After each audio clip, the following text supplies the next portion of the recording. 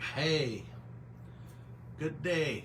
Welcome to Midweek Musings here at Trinity Heights United Methodist Church. I'm Kent Little, Senior Pastor. It is good to have you join me, whether you're joining me online in this moment, or if you find this video on our Facebook page and or on our YouTube channel at a later time. It's always good to have you tune in. So today, this week, well, this is Holy Week, as most of you know. We celebrated Palm Sunday this last Sunday.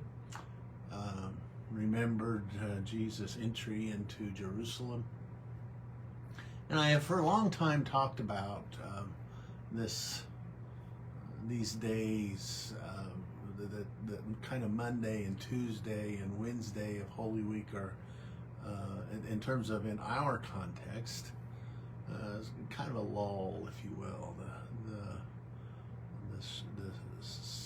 The protest march procession into Jerusalem has died down. The streets are quieter, perhaps, and so now we wait for the rest of Holy Week. I have also for a long time talked about Holy Week as well. It's one of my favorite times of year in the church, not because of all of the tragedy that happens, but more in a broader sense, a theological sense, in a life and faith journey sense, if you will. I have for a long time said that Holy Week contains within it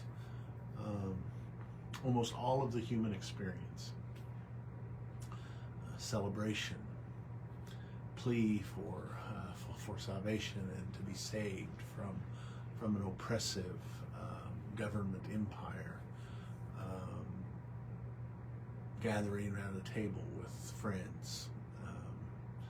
It also includes fear, and betrayal, and denial, suffering, untruth, injustice, and finally, as we know, death and resurrection.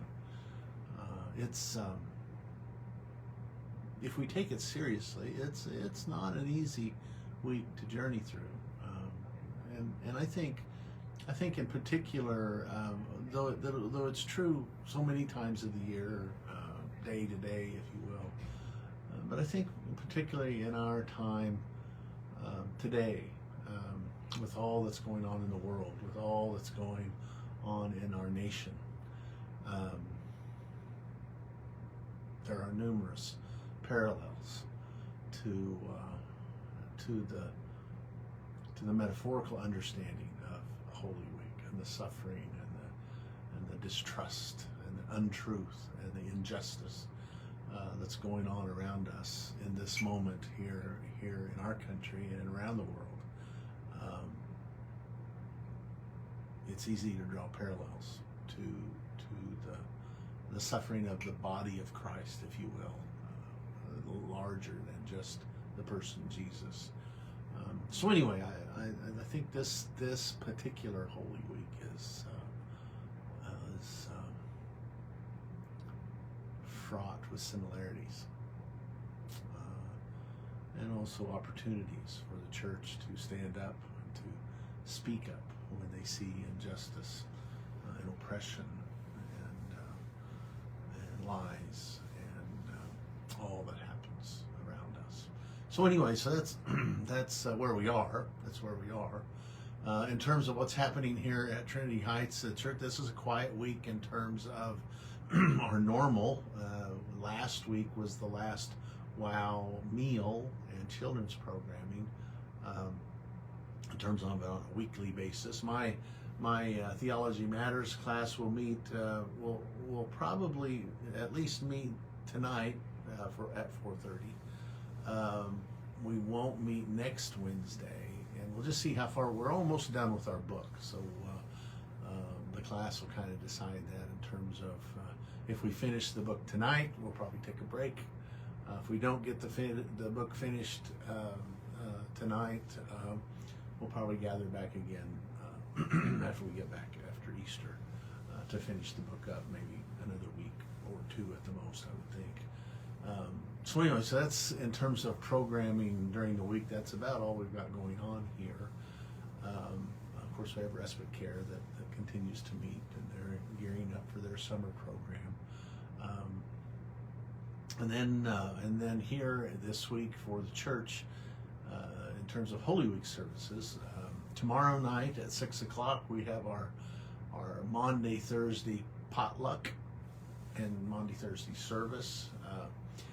Several years ago, I decided, Maundy Thursday is the service where we remember when Jesus gathered for the Seder meal, for the Passover meal, gathered with his disciples and his friends who gathered for that, and that's where he kind of instituted, if you will, the Last Supper, as we call it, the Eucharist, the Holy Communion, etc.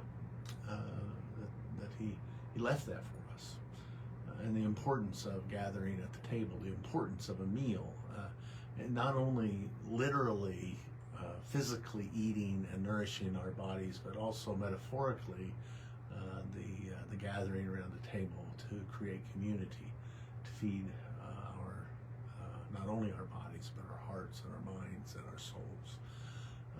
And so we'll have a potluck meal to celebrate that and remember that gathering, and then we'll have a short service after the meal that will include communion. So hope you can take that in. It begins at 6 o'clock. 6 o'clock is when we'll have our meal.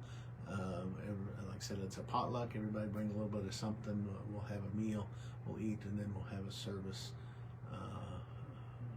honoring and remembering the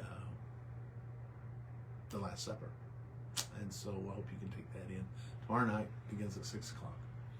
Friday night, we will have a Good Friday service beginning at 6 o'clock. This is a little different than maybe some Good Fridays services that you've attended in the past. Some years ago, I decided I wanted to do something a little different, rather than having a focus that's strictly focused on the death of Jesus, which is kind of the traditional Good Friday service, at least the traditional Good Friday services that I've been a part of some years ago. But I wanted to do something a little different. I wanted it to be more than just a focus on Jesus' death.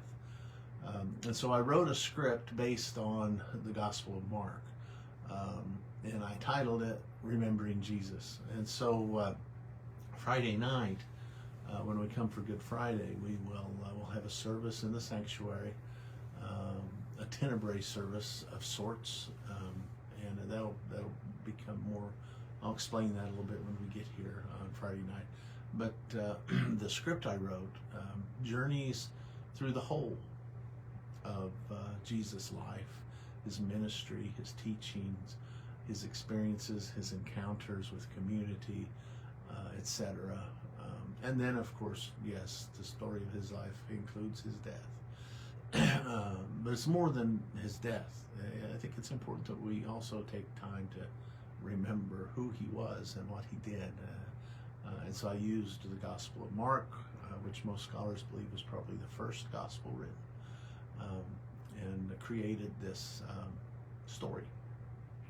And it's set in the context of the disciples after Jesus' death, the disciples remembering the things of Jesus and what was important to them and what was important to him.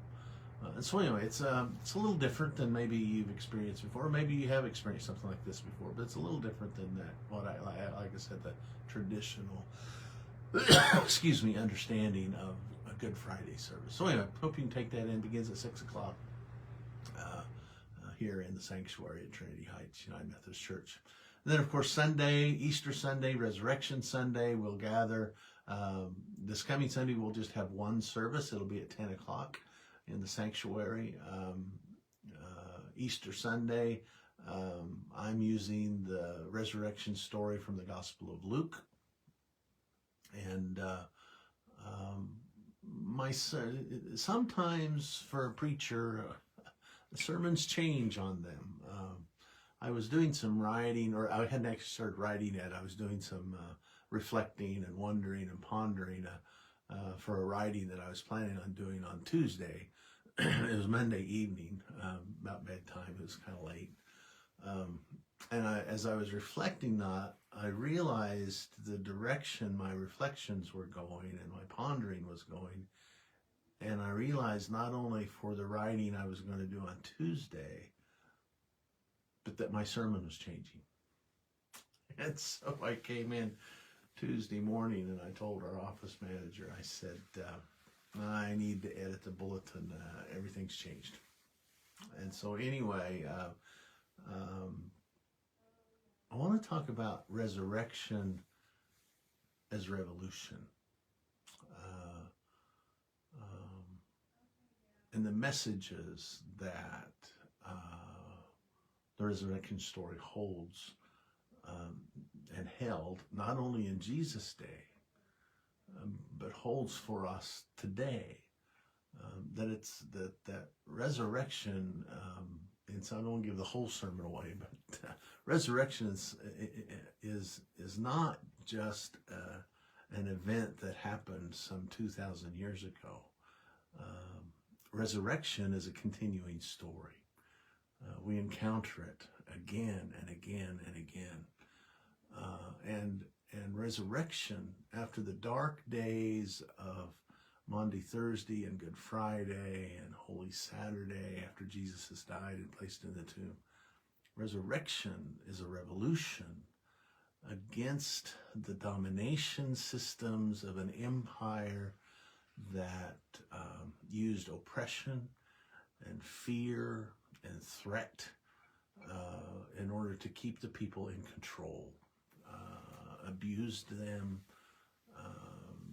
took away their rights, etc.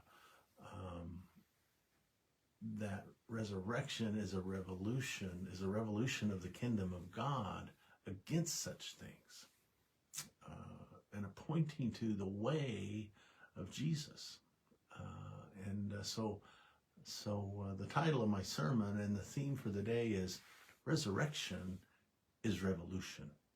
It's a revolution of love and justice and mercy and compassion and righteousness. A revolution toward that beloved community for which we all yearn, where everyone is welcome. So hope you'll join us on Sunday morning, Easter morning here at Trinity Heights. Like I said, in person and online at 10 a.m. Sunday morning. And then after worship at 11, we're going to have our family egg hunt out in the yard. If it's not raining. If it's raining, we'll do the egg hunt in the fellowship hall. But hopefully the sun will shine and rise, if you will. So anyway, so that's kind of what's on the agenda for this week.